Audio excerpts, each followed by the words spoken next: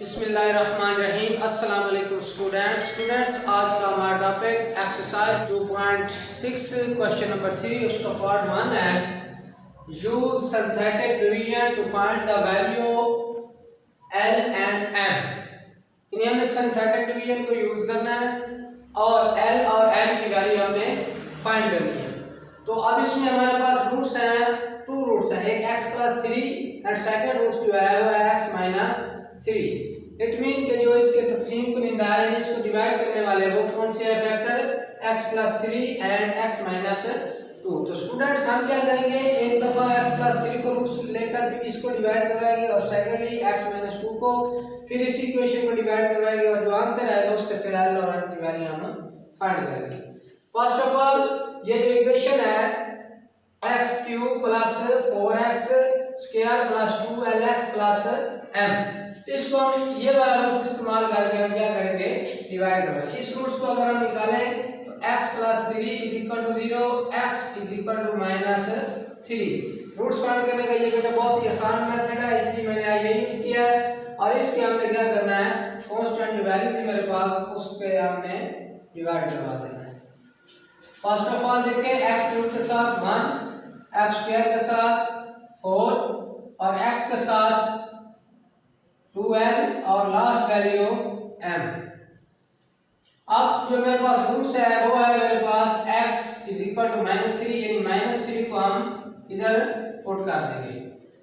As ये जो 1 है इसको हम नीचे इसी तरह से लिख लेंगे। अब -3 को इस 1 के साथ मल्टीप्लाई करवाएंगे तो -3 आ जाएगा।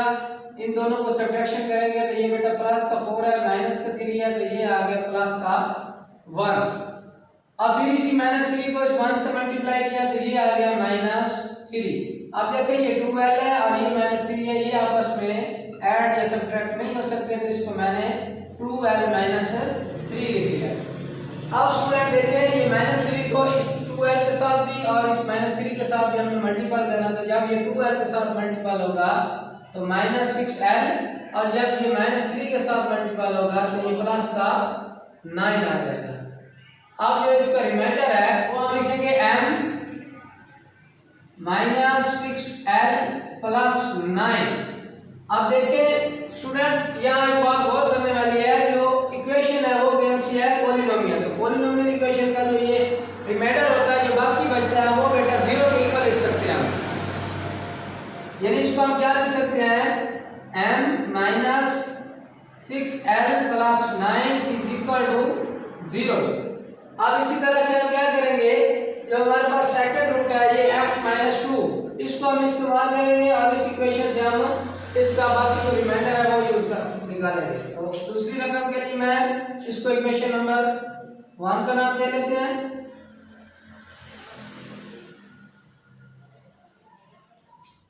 इसी तरह से 1, 4, 2l और m।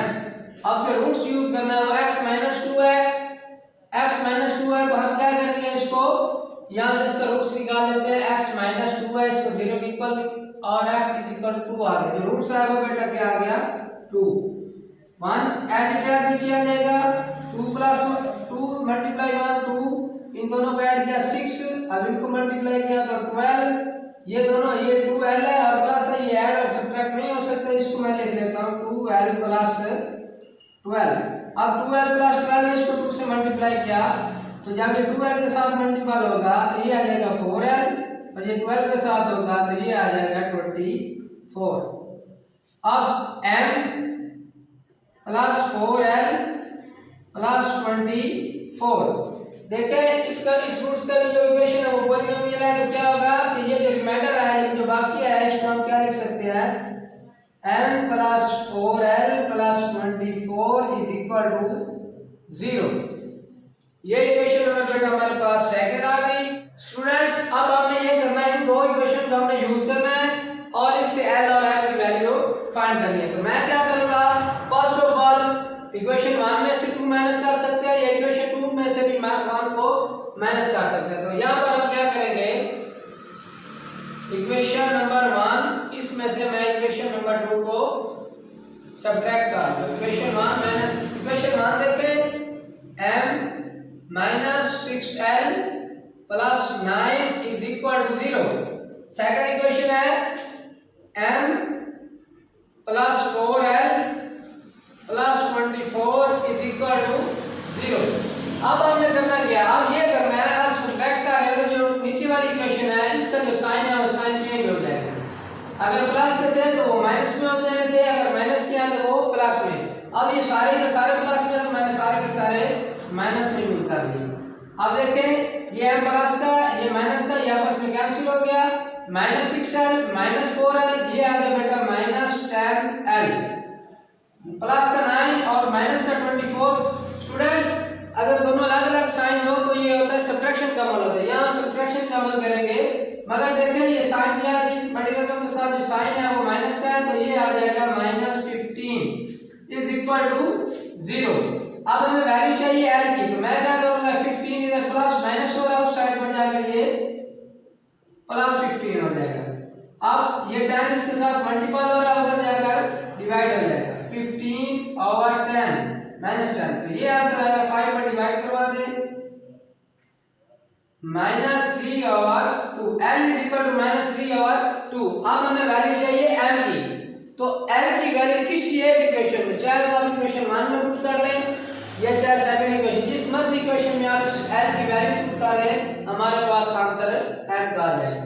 तो मैं क्या करूंगा इस l की वैल्यू किस में पुट करूंगा, इक्वेशन नंबर 1 में। इक्वेशन नंबर 1 जो मेरे पास है, put l is equal to -3/2 in equation 1। Equation 1 ये है m -6l की value -3/2 plus 9 is equal to 0।